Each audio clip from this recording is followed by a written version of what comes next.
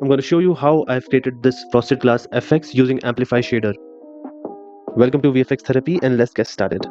For this effect, we need three things: extra camera, camera script, and the shader. Let's start with the camera. So we need to add one more camera under the main camera, and then we need a render texture, and then we need to apply the render texture in the output texture section. Now add a blur camera script.